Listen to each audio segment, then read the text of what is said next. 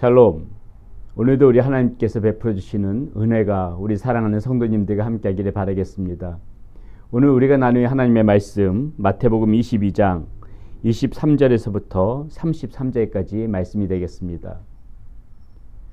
어제 바리새인들이 예수님을 찾아와서 예수님을 시험에 빠뜨리기 위하여 이 세금에 관하여서 질문을 던진 것을 우리가 나누었습니다. 이 세금 문제가 어떤 정치적, 민족적, 사회적인 이슈였다면요, 오늘 이 사두개인들 역시 예수님을 찾아와서 예수님의 함정에 빠뜨리기 위하여 한 가지 질문을 던지는데 그것이 부활에 관한 문제입니다. 이들은 신학적인 이슈를 가지고 예수님의 시험에 이렇게 빠뜨리게 하기 위하여서 예수님을 찾아왔던 것입니다. 그들이 이런 질문을 던지는데요, 먼저 이 질문을 우리가 들어보기 전에 과연 이 사두개인들은 어떤 사람들이었는가, 그것을 한번 먼저 좀 잠깐 나누고 오늘 이 사람들이 던졌던 질문에 대해서 생각해 봤으면 좋겠습니다.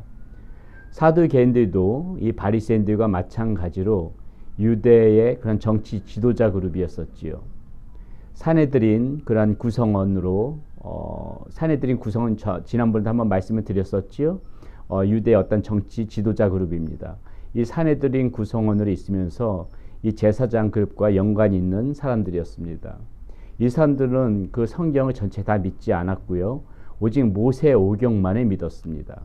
그리고 이 사람들의 가장 중요한 부분은 무엇이냐면요, 육신이 죽으면은 영혼까지도 같이 소멸해야 된다고 믿었기 때문에 이 사람들은 부활을 절대로 믿지를 않았어요. 부활을 믿지 않았기 때문에 살아가는 삶이 이 현세적인 관점에서 그리고 현재만을 바라보면서 이렇게 살아갔던 사람들이었습니다. 현세의 관점을 두고 살아갔기 때문에 이 예수님과 적대적일 수밖에 없었고 예수님을 배척할 수밖에 없었던 사람들이 이 사두개인들이었죠. 자, 이 사두개인들이 지금 예수님을 찾아와서 이 부활에 관해서 자신들이 믿지 않는 이 부활에 관해서 이것을 가지고 예수님을 시험하기 위해서 지금 질문을 던지는 게 무엇이냐면요, 이런 질문을 던지고 있는 겁니다. 선생님이여, 모세가 일렀으되 사람이 만일 자식이 없이 죽으면 그 동생이 그 아내에게 장가들어 형을 위하여 상속자를 세울지니라 하였나이다. 우리 중에 7형제가 있었는데 마지가 장가들었다가 죽어 상속자가 없으므로 그 아내를 그 동생에게 물려주고 그 둘째와 셋째로 7째까지 그렇게 하다가 최후에 그 여자도 죽었나이다. 그런즉 그들이 다 그를 취하였으니 부할 때에 7 중에 누구의 아내가 되리이까, 이렇게 얘기하는 겁니다.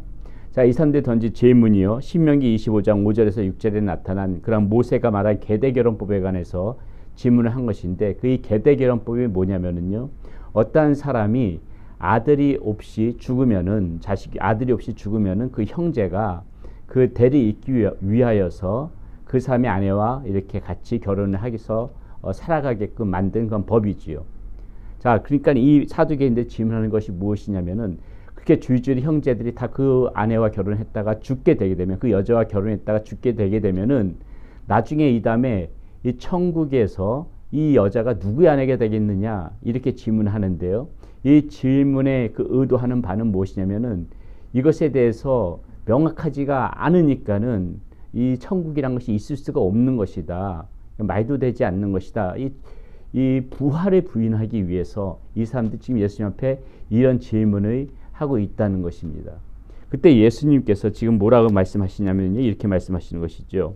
29절 30절에 나오는데요, 예수께서 대답하여 이르시되 너희가 성경도 하나님의 능력도 알지 못하는 거로 오해하였도다. 부할 때는 장가도 아니 가고 시집도 아니 가고 하늘에 있는 천사들과 같으니라. 자, 예수님께서 이렇게 말씀하시는 것입니다. 이 사람들, 이 부활을 믿지 못하는 사두개인들은 현세적인 그런 관점에서만 살아가기 때문에 부활의 개념도 자신들의 눈에 보이는 현세적인 관점에 비추어서 이렇게 질문을 던진 거예요.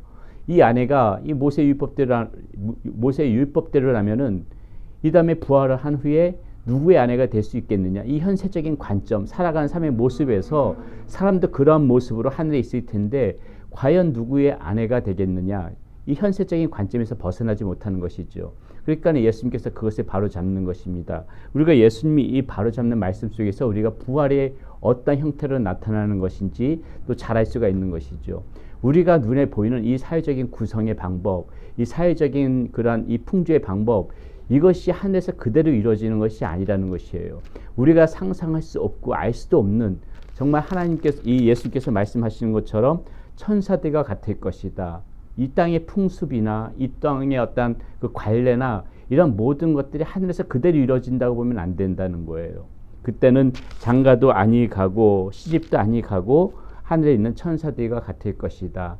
하늘에 그런 질서가 따로 있다는 것이죠. 이 땅의 어떤 풍습과는 상관없는 하늘에서의 우리의 존재는 그 하늘의 질서에 따르는 그러한 모습이 있을 것이다. 현세적인 관점으로 우리가 전혀 상상할 수 없고 현세적인 관습으로 판단할 수 없는 그러한 모습들이 하늘에서 펼쳐질 것이다. 이렇게 지금 예수님께서 말씀하고 계시는 것이고요. 예수님께서 이 말씀 중에서 굉장히 중요한 말씀을 하시는데 31절, 32절에서 이렇게 나옵니다. 죽은 자의 부활을 논할진대 하나님이 너희에게 말씀하신 바 나는 아브라함의 하나님이요 이삭의 하나님이요 야곱의 하나님이로라 하신 것을 읽어보지 못하였느냐. 하나님은 죽은 자의 하나님이 아니요 살아있는 자의 하나님이시니라 하시니. 이렇게 지금 예수님께서 말씀하시는데요. 예수님께서는 사두개인들이 부활을 믿지 않는다는 것을 너무나도 잘 알고 계셨습니다. 그러니까 이렇게 말씀하시는 거예요. 나는 아브라함의 하나님이요 이삭의 하나님이요 야곱의 하나님이로라 하신 것을 읽어보지 못하였느냐. 자, 이 사람들이 모세 오경만을 믿었기 때문에 아브라함이 누군지 이삭이 누군지 야곱이 누군지 다 알고 있었던 사람들입니다. 부활을 믿지 않았기 때문에 그냥 이 사두개인들한테는 이 아브라함과 이삭과 야곱은 그저 죽은 사람이었어요. 근데 지금 예수님께서 뭐라고 말씀하시냐면요. 야곱의 하나님이로라 하신 것을 읽어보지 못하였느냐 이렇게 말씀하시면서 하나님은 죽은 자의 하나님이 아니요 살아있는 자의 하나님이시로다 이렇게 지금 말씀하시는 거예요. 무슨 말입니까? 너희들이 죽었다고 믿는 아브라함이나 이삭이나 야곱은 죽은 자가 아니라는 거예요. 산 자라는 거예요. 다시 말해서 이들은 지금 하나님 나라에서 살아있는 자로 존재한다. 산 자의 하나님이다. 이렇게 말씀하시면서 이들이 믿고 있는 부활이 없다는 것을 정면으로 예수님께서는 반박하고 계시는 것이고요. 그리고 우리가 이 말씀 가운데서 우리가 또 하나 우리가 놓치지 말아야 될 중요한 말씀이 있는데요. 이 살아있는 자의 하나님이시다. 이 말씀 속에서 우리가 생각해 봐야 될 거.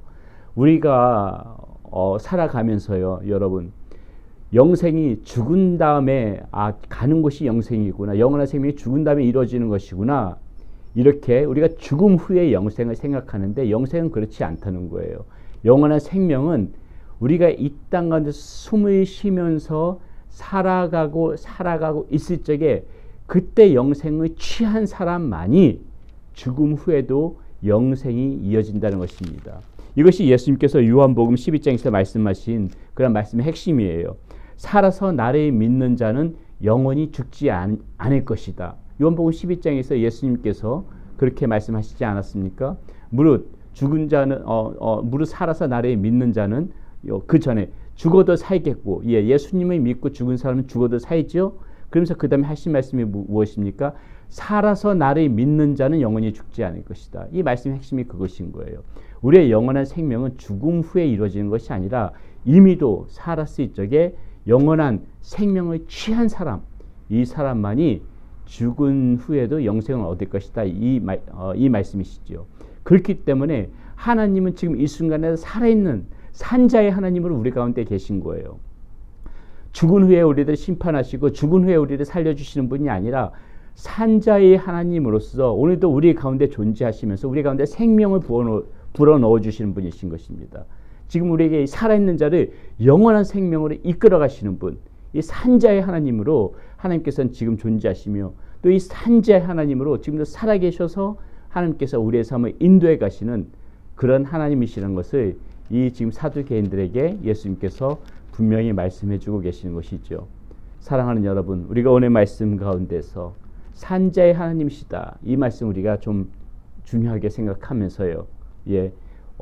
분명하게 우리 가운데 부활은 존재하고 이 부활의 모습은 이렇게 하늘의 질서에 따른 정말 그러한 모습으로 우리는 부활의 존재로 살아갈 것이라는 걸 말씀드리고, 그리고 이 부활은 비단 죽은 후에 이루어지는 것이 아니라 이미 살아있을 적에 생명을 취한 사람, 영원한 생명을 취득한 사람만이 하나님 나라에서 영원한 부활로 살아갈 수 있는 존재다. 이 살아있는 자의 산 자의 하나님이라는 이 말씀을 오늘도 우리가 좀 귀담아 들으실 필요가 있을 것 같습니다. 기도하겠습니다. 하나님 감사합니다. 부활을 믿지 않는 사두개인들이 예수님이 찾아와서 모호한 말로, 알지 못하는 말로 예수님이 시험하려고 하였지만은 예수님께서는 이들에게 분명히 말씀하십니다. 부활은 존재하고 산자의 하나님으로서 우리의 삶 가운데 지금도 우리에게 여전히 생명력을 불어넣어 주시는 그 하나님이 존재하고 있음을 예수님께서는 말씀해 주셨습니다. 우리 사랑하는 성도님들, 그 산자의 하나님, 살아계신 하나님을 우리가 바라보면서 오늘 하루도 그 생명력을 취하는 가운데 살아갈 수 있는 우리의 모습 되어지게 하여 주시옵소서. 우리 주 예수 그리스도의 이름으로 감사하며 기도드렸습니다. 아멘.